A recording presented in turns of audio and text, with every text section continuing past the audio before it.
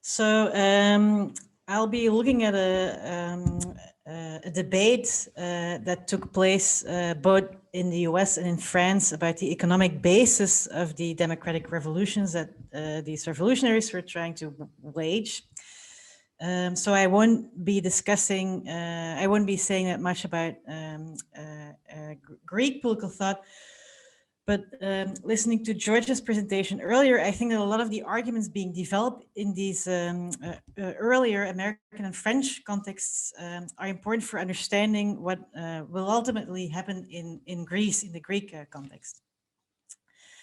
So I'd like to begin my talk by reflecting on the ideas of an American political thinker called Noah Webster.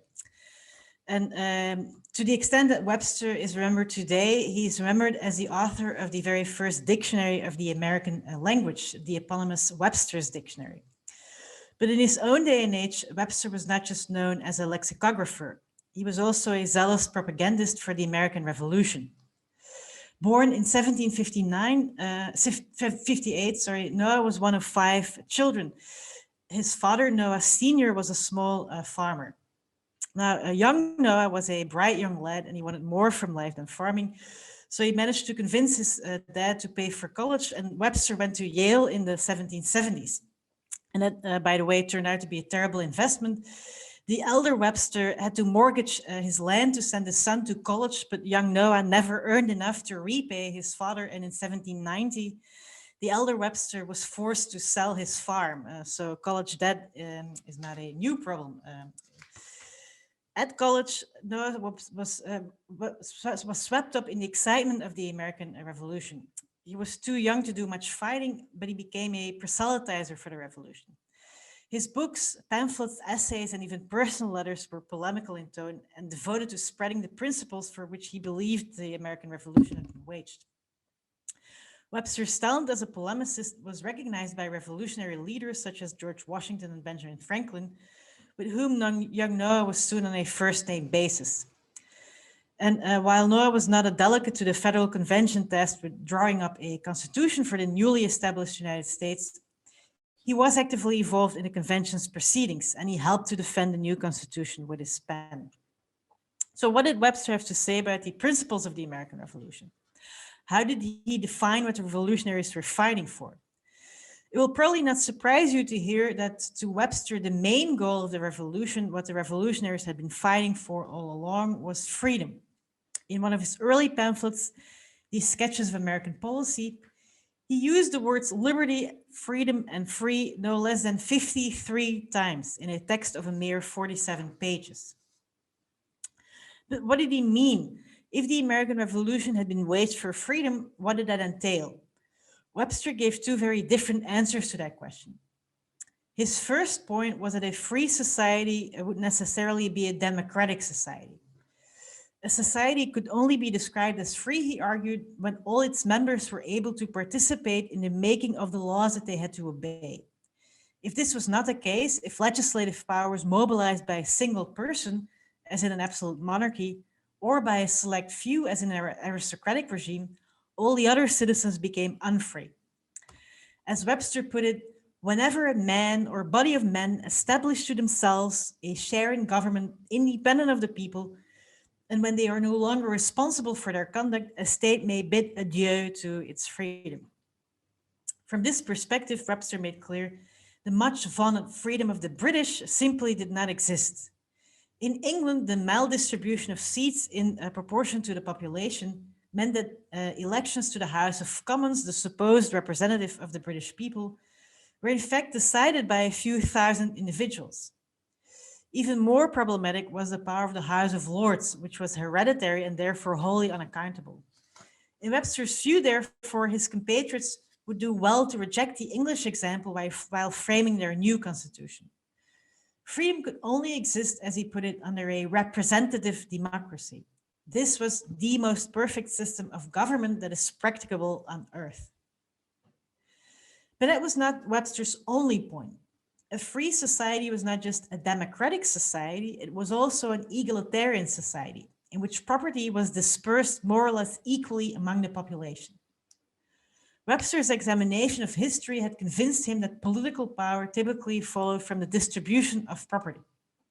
As he put it, in what then does real power consist? The answer is short and plain, in property. The history of Rome, Webster explained, offered a clear example of this principle.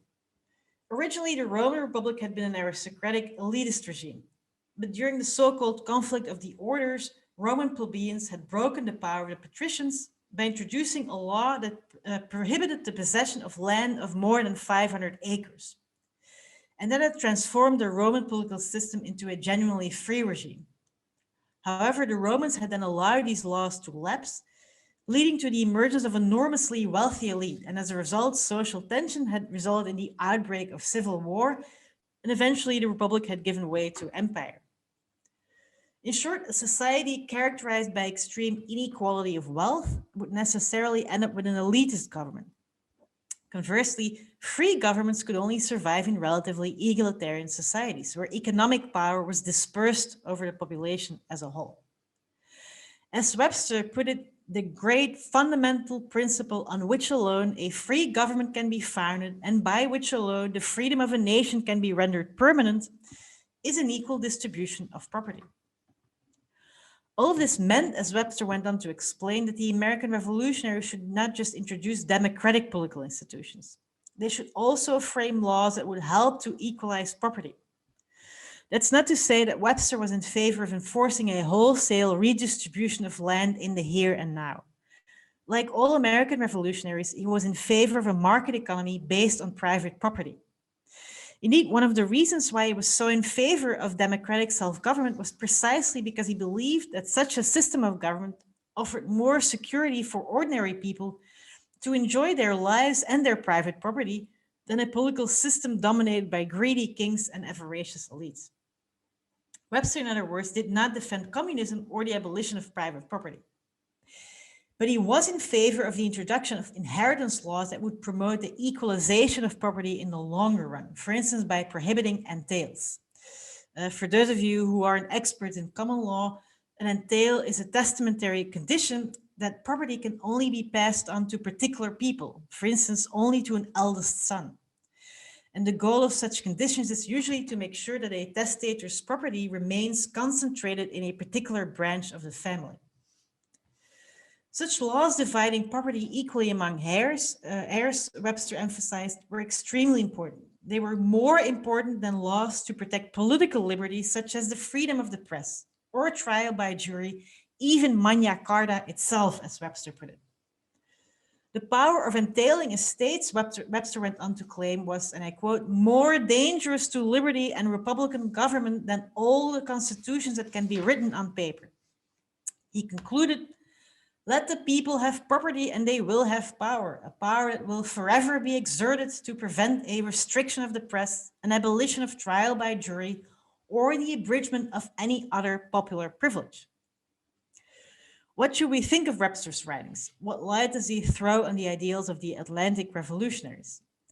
Webster's first point that only a democratic society can be a free society probably sounds familiar. After all, if we remember the Atlantic revolutions today, it's precisely because they were waged for democracy. The revolutionaries of the late 18th century, so we tell our students at least, were the founders of our modern democracies. They overthrew the monarchies and oligarchies of the old regime and created new, freer political regimes. Of course, they were extremely imperfect democrats. They excluded women, Black people, and even large numbers of white men, such as servants, from political participation. But the ideals of the Atlantic revolutionaries were more inclusive than their practice. After all, they talked about the necessity of democracy and not about timocracy or androcracy. That's why their example could plausibly be invoked by later emancipatory movements, such as the suffragettes and the civil rights movement. And it's also why we continue to remember them today. Webster's second claim, however, his idea that a free society is not just a democratic society, but also an egalitarian society, might sound less familiar. Historians, of course, recognize that equality was an important ideal for the Atlantic revolutionaries. But this is usually defined as equality of opportunity, equal political rights. But that was not the kind of equality Webster was talking about. Instead, as we've seen, Webster made it very clear that by equality, he meant material equality, the equality of property. And he also made it very clear that it was a state's job to create such an egalitarian society by adopting laws that would foster a more or less equal division of property. It's the second claim, the idea that a free society is necessarily an egalitarian society, that I want to talk about today. And the remainder of this lecture is divided into three parts. First, I'll show that Webster's vision that a free society is not just a democratic society, but also an egalitarian society, was shared by many other revolutionaries, and that on both sides of the Atlantic, revolutionaries tried to put this vision into practice by changing their nation's inheritance laws. Second, I'll reflect on why this particular aspect of the ideology of the Atlantic revolutionaries has been largely ignored in the existing literature. Third, I'll talk about why this story, the story of the Atlantic revolutionaries, egalitarianism, is important for us today. So let me begin with my first point, that Webster's embrace of egalitarianism was by no means exceptional, but that it was shared by many other revolutionaries. And indeed, that putting this egalitarian program into practice was a key goal of the more radical among the Atlantic revolutionaries. That becomes clear first and foremost when we turn to the American context. Here, the revolutionary period was a time of intense political and constitutional experimentation. After the American colonists declared their independence from Britain, all of the colonies, now independent states, started to revise their constitutions in a more democratic manner. Pennsylvanians, for instance, overthrew the hierarchical colonial government and instead adopted a new constitution, which gave voting rights to all adult males who paid taxes, which amounted to 90% of adult males. But the American revolutionaries did not stop there. Like Webster recommended, they also started revising their inheritance laws to foster a more egalitarian distribution of property. During the colonial period, real property went by law to the eldest son, a practice called primogeniture. At least that was the case when there was no will. Or the eldest son received a double portion of the inheritance. Laws of entail existed in many colonies as well. In Virginia, for instance, even slaves could be entailed so as to make sure that a plantation would be transmitted in its entirety from one generation to the next. But soon after the Declaration of Independence, America's founding fathers began to change the nation's inheritance laws. Thomas Jefferson, for instance, waged a successful campaign to change the inheritance laws in his home state, Virginia, more specifically by abolishing entails and primogeniture. Jefferson made it very clear that he considered such laws instrumental for the preservation of freedom in Virginia. He explained that repeals of law of entail was necessary to, and I quote, prevent the accumulation and perpetuation of wealth in select families. He went on to describe the abolition of entails and other inheritance laws that fostered a concentration of property as necessary as a foundation laid for a government truly republican. Jefferson's example was followed by many other American revolutionaries.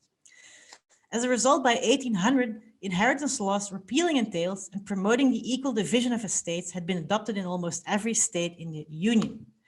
As becomes clear from this slide, so on the left-hand side, at least, is for me the left.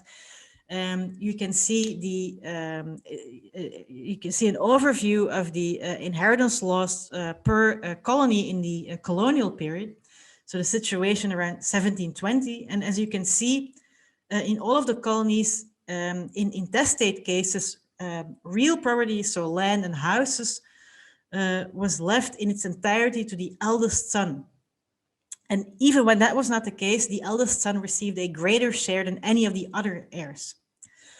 On the right side of the slide, you see the inheritance laws as they had become in 1790 after the revolution. And as you can see, the situation has now been completely reversed vis-a-vis 1720. Now most states divided real property equally among heirs. There were some exceptions. In Connecticut, the eldest son continued to receive a double share of intestate cases. And in another example, the law promoted the equal division of estates among male children only. But all other American states adopted inheritance laws encouraging the equal division of property among both male and female heirs. And like Jefferson, the proposers of these bills changing the inheritance laws of their particular state made their political goal quite explicit. North Carolina's legislators, for instance, announced that to promote the equality of property was the spirit and principle of a genuine republic, and that therefore the real estates of persons dying intestate should undergo a more general and equal distribution as has hitherto prevailed in this state.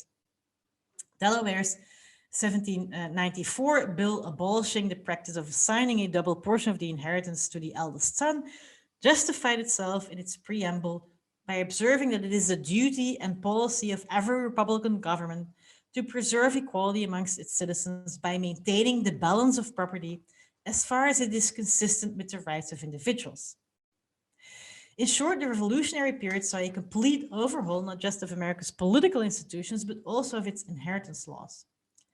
The abolition of primogeniture was arguably the most important attempt to change the way in which wealth was transmitted between the generations in the United States until the introduction of the estate tax in 1916. Nevertheless, the radicalism of these changes has been downplayed by legal scholars. They argue that the revolution merely accelerated a trend that had already been set into motion during the colonial period, when those who did draw up wills had already tended to divide their land equally between heirs, in particular between their sons. And in addition, legal scholars also claim that this trend can better be understood as a result of North America's specific economic situation, in particular its abundance of land, rather than by an ideological commitment to egalitarianism. But that view seems mistaken to me. After all, the American revolutionaries were not the only ones to overhaul their inheritance laws. In colonial Europe, and in particular in France, where the economic situation was completely different from North America, revolutionaries waged a very similar campaign. As the French Revolution unfolded, legislators readily adopted proposals to foster a more equal distribution of property. As early as 1790, several articles appeared in the Moniteur Universel, the main French journal of the time, linking a truly free constitution with equal inheritance. In April 1791, the Constituent Assembly adopted a decree relative to the distribution of intestate successions. This decree provided for equality between heirs in intestate cases. Some of the more radical deputies in the Constituent Assembly also proposed, albeit unsuccessfully, to make equal inheritance obligatory, even in cases where there was a will. Maximilien de Robespierre, for instance, who later would become famous as a leader of the Jacobins, argued in favor of such a more stringent law, emphasizing that, and I quote, "the too great inequality of fortunes is the source of political inequality and of the destruction of liberty." During the second Jacobin phase of the revolution, even more radical changes to the inheritance laws were introduced. On March 7, 1793, the convention passed a new law which forbade a parent to favor one child over another. Subsequent laws made the equal division of inheritance even more stringent. Heirs had to return all dowries and other gifts to the succession. Only a small portion of the estate, known as the disposable portion, was left free to be assigned by will, and it could only be left to non-heirs, to charity, for example. Finally, equal inheritance was made retroactive to July 14, 1789, the date on which the new regime was supposed to have begun. This legislation, it should be noted, created a surge of protest, particularly among rural landholders who complained their estates were too small to be subdivided. But the convention stood firm and refused to retract the new inheritance laws. In short, in their quest for political freedom, American and French revolutionaries did not merely introduce new political institutions, such as popularly elected legislatures. They also overhauled their nation's respective inheritance laws just to make sure that wealth would become more equally divided as it was transmitted from generation to generation. They did so because they believed, like Noah Webster, that free political regimes accountable to the people as a whole, rather than to an authoritarian ruler or a tiny elite, could only survive in more or less egalitarian societies. It should be noted that not all of the Atlantic revolutionaries were as eager as the Americans and the French to overhaul their nation's inheritance laws. Notably, in the Netherlands, which was, apart from the US and France, one of the main loci of revolutionary activity in the late 18th century. In the Netherlands, patriots were more reluctant to call for changes in inheritance laws. That does not necessarily mean that Dutch revolutionaries were less committed to egalitarianism than their American and French counterparts. Instead, Dutch inaction on this front might be plausibly explained by the fact that they simply had less need of such laws. The Dutch, after all, thought of themselves as a commercial people for whom not land but commerce was the main basis of wealth. And in the 17th and 18th centuries, there was a widespread belief that this type of wealth was less likely to lead to the creation of an oligarchy that would undermine democratic freedom. In the 1780s, Dirk Holla van Noten, for instance, a lawyer and man of letters, voiced the view of many when he wrote that material equality was necessary for the survival of republics, but also explained that commerce, if left entirely free, actually distributed wealth evenly among the people of a state. That brings me to a second point. Why has the egalitarianism of the Atlantic revolutions remained largely unacknowledged in the existing literature? If a commitment to a more or less equal distribution of property was such a key element in the ideology of the Atlantic revolutions, then why haven't historians paid more attention to this? Why, in other words, do we remember the Atlantic revolutions as democratic revolutions, but not as egalitarian revolutions? To answer that question, I would argue we need to turn to the work of the historian Robert Palmer, and in particular to his magisterial study, The Age of the Democratic Revolution, which appeared in 2 volumes in 1959 and 1964. Palmer's work on the Atlantic revolutions has been extraordinarily influential. He was the very first historian to portray both the American and French revolutions as part of a broader Atlantic upheaval against the political status quo in the late 18th century. And he was also the very first historian to argue that democracy was one of the main goals of these revolutions. But Palmer's work, which was written in the 1950s and 1960s, was also influenced by the Cold War, as Palmer himself freely acknowledged, which led him to neglect the Atlantic revolutionaries' push for material equality. In order to explain why Palmer's book was so path-breaking and influential, let me start by giving you a thumbnail sketch of the historiographies of the American and French revolutionaries as they were BP before Palmer. I'll start with the historiography on the American Revolution. 19th century American historians, writing in the shadow not just of 1776, but also of 1789, were eager to distinguish their own successful revolution as much as possible from the failed revolution of the French. They did so by arguing the American Revolution had actually not been a revolution at all. The founders, it was argued, and the subtext here was unlike the French, had not tried to create a government from scratch. They'd simply gotten rid of the tyrannical British and then went on with their lives. The state and federal constitutions created in the wake of the revolution were not the product of new political ideas, but of organically grown institutions. According to George Bancroft, for instance, the most popular and influential American historian of the 19th century, theory played no significant role in the creation of the Constitution, still less abstract ideas. The men who framed the Constitution were not influenced by contemporary political thinkers or those of earlier generations. As Bancroft wrote, they harbored no desire of revolution, no craving after untried experiments. They wrought from the elements which were at hand and shaped them to meet the new exigencies which had arisen. The least possible reference was made to them by them to abstract doctrines. They molded their design by a creative power of their own, but nothing was introduced that did not already exist or was not a natural development of a well-known principle. This ironic, conservative view of the American Revolution was amazingly long-lasting. In the wake of World War II, it was still being defended by the so-called consensus historians, notably Daniel Boorstin and Louis Hartz, who, despite their many differences, did agree that the American Revolution could not be seen as a historical rupture in any meaningful sense.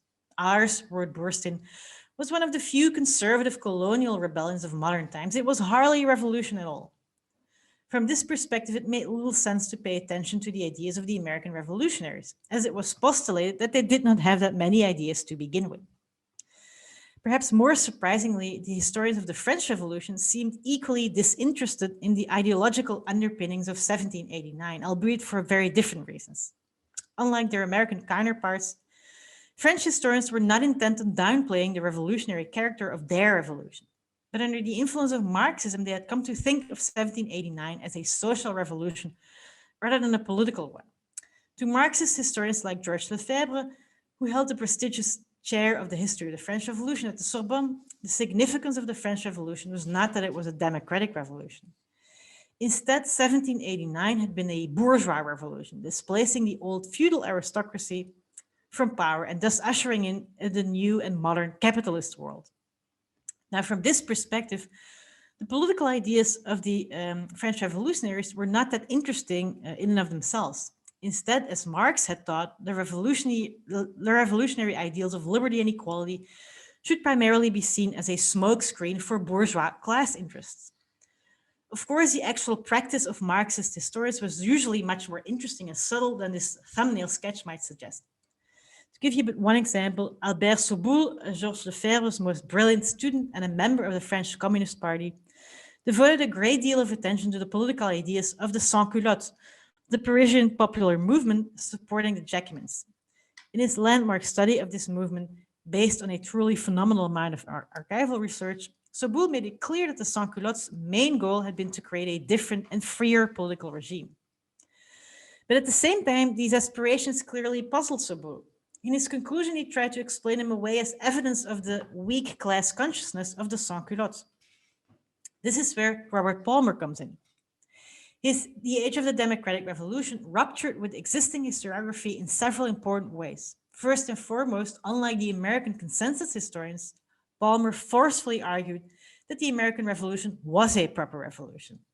Indeed, he made clear that it was part of a broader revolutionary movement that aimed to topple the old regime all over the Atlantic world. Second, in reply to the French Marxist historians, Palmer was able to argue that the revolutions of the late 18th century should not be seen as social revolutions, whose aim it was to topple the feudal nobility and bring the bourgeoisie to power. Instead, Palmer made clear what the American, French, and other revolutionaries had in common was that they had wanted to create new and more popular political regimes. They were revolutions for democracy.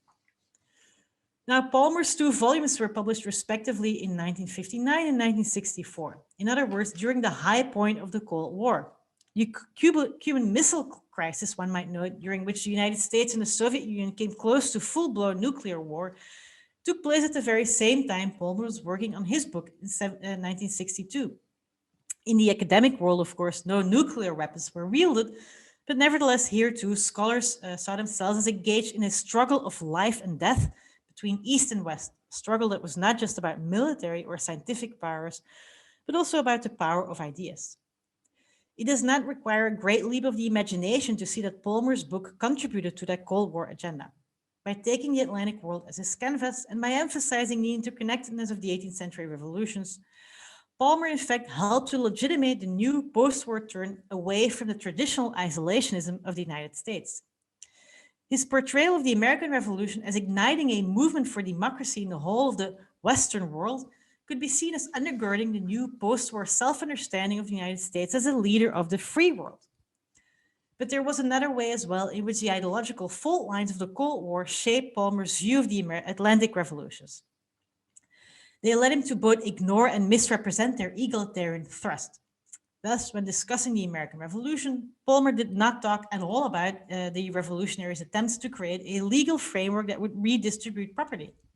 He never even mentioned, for instance, Noah Webster, nor Jefferson's obsession with entails. Palmer did pay somewhat more attention to the egalitarian aspirations of the French revolutionaries. He noted, for instance, that the sans-culottes believed that a more equal division of wealth was desirable. But he described this as an expression of their backward economic ideas, noting somewhat condescendingly that they came to demand more equality of enjoyments, but never thought in terms of higher production or rising material standard of living. Apart from the sans-culottes, Palmer associated the French revolutionaries' revolution's egalitarianism, in particular with the failed conspiracy of François Noël or Gracchus Babeuf. In 1796, Babeuf and a handful of other individuals had attempted to overthrow the Directory and abolish private property. Palmer devoted about a dozen pages to this relatively unimportant episode in the history of the French Revolution, mainly to argue correctly, between brackets, that Babeuf's communist ideals were far from being shared by the majority of the French revolutionaries. But Palmer all but ignored the attempts by the Jacobins and other French revolutionaries to redistribute wealth by changing their nation's inheritance laws, even though these could count on much broader support. Now, the Cold War is, of course, since long over. Nevertheless, Palmer's view of the Atlantic revolutions continues in many ways to dominate our understanding of what happened in the late 18th century. His portrayal of the revolutions of the late 18th century as a series of interconnected Atlantic revolutions has become mainstream, at least in the Anglophone world, mainly because it chimes well with the turn to global history that became dominant in the late 1990s. Similarly, the demise of the Marxist paradigm in historiography, as well as a subsequent cultural term, helped to popularize Palmer's claim that these revolutions were essentially political revolutions rather than social ones, that they were waged primarily to introduce new and more democratic political regimes, not to overthrow the feudal system. That's not to say that Palmer's account has been uncritically accepted by subsequent generations of historians. Since the 1990s, or in other words, since the end of the Cold War, historians have started to pay much more attention to what Palmer left out of his triumphalist account of the Atlantic revolutions, namely the obvious limits of their vision of democracy and freedom. Recent work on the Atlantic revolutions tends to emphasize the extent to which white male revolutionaries, for all their talk of democracy and popular government, excluded large numbers of people, including women and both free and enslaved Black people, thus establishing new hierarchies of race and gender. But this long overdue reckoning with the limits of the democratic vision of the Atlantic revolutionaries and of Palmer's account of them left another lacuna in Palmer's account unaddressed, that these revolutions were egalitarian as well as democratic. There are some indications that this is changing. In the past 2 to 3 years, a number of American historians in particular seem to become much more interested in the egalitarian thrust of their revolution. But a sweeping history of the quest for material equality in the late 18th century, similar in scope of ambition to Palmer's, still remains to be written. That brings me to my third and final point. Why is any of this relevant for us today? Why should we, and in particular, why should non-historians care about the egalitarianism of the Atlantic revolutionaries? The short answer is that their message is now more relevant than ever. Our age is characterized by exponentially increasing economic inequality. In the US, one of the richest countries on earth, 53 million people live below the poverty line. And according to some scholars, about 100 million people, nearly 1/3 of the population, live in near poverty. Meanwhile, the 3 richest men in the US, Jeff Bezos, Bill Gates, and Warren Buffett, own a combined fortune of about several hundreds of billions of US dollars. It changes, the exact amount changes all the time. Which is as much as the bottom 50% of Americans, or 160 million people. In France or the Netherlands, the rise in inequality has been less spectacular. But even here, average wages have stagnated since the early 1980s, when the very top incomes have risen spectacularly. Some people claim that such inequality is simply the price we pay for liberty. To give you one example, Julian Glover, a speechwriter for the former UK Prime Minister David Cameron, describes liberty in one of his Guardian columns as equality's intractable opposite.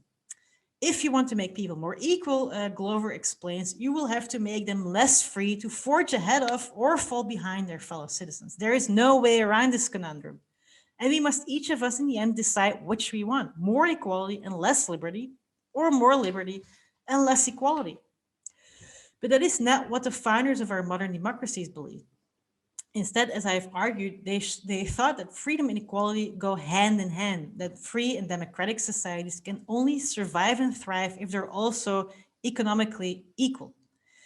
And it is becoming increasingly clear, one might add, that they were right. Recent research by political scientists shows the extent to which our democracies are open to manipulation by the extremely wealthy. According to Martin Gilens and Benjamin Page, for instance, the United States is now an oligarchy, if not de jure, then de facto. In France, recent violent protests by the Yellow Vests also suggest that the political system might not be sufficiently responsive to the needs and interests of less wealthy members of society. Of course, there are also many reasons why a contemporary egalitarian might be critical of the Atlantic revolutionaries. We should never allow ourselves to forget that their actual practice fell far short of their ideals. Thus, while the Atlantic revolutionaries insisted that economic equality was necessary for democratic self-government and therefore liberty, they condoned the existence of the most glaring kind of equality imaginable, slavery, an economic system in which large numbers of people don't even own their own bodies. Noah Webster, for instance, was unwilling to defend the abolition of slavery, even though he did acknowledge that its existence was in contradiction with American freedom. Instead, he proposed to abolish the slave trade, which, as he believed, would put an end to slavery in the longer run. There are other and more pragmatic reasons as well that might lead us to question whether the example of the Atlantic revolutionaries is useful for us today. The revolutionary focus on inheritance laws as a way to subdivide property might have made sense for agrarian economies in which land was the most important source of wealth and in which consequently the main way to accumulate capital was to inherit it. But today's economies are of course very different. Land is no longer our main source of wealth. Consequently, the proportion of inherited wealth as a percentage of total household wealth is much smaller today than it was the case around 1800. And as women bear far fewer children than they did at the time of the Atlantic revolutionaries, when the average American woman bore 7 children, making sure that wealth is equally distributed amongst one's children doesn't really help to redistribute wealth. Even more importantly, in modern economies, private wealth is not our only problem. Corporations can also become so wealthy they pose a threat to democracy. Yet I would argue that despite these important differences, the example of the Atlantic revolutionaries does constitute what you might argue, what might be described as a usable past for contemporary egalitarians. More specifically, by paying attention to the ideas of men like Webster and co., we are reminded of the fact that concerns about growing inequality and the threat this poses to our democratic freedom is not some newfangled, harebrained, or socialist idea. Instead, the idea that democratic freedom and economic equality go hand in hand was baked into the tradition of into the democratic tradition that we've inherited from the late 18th century. And this is where I'll conclude.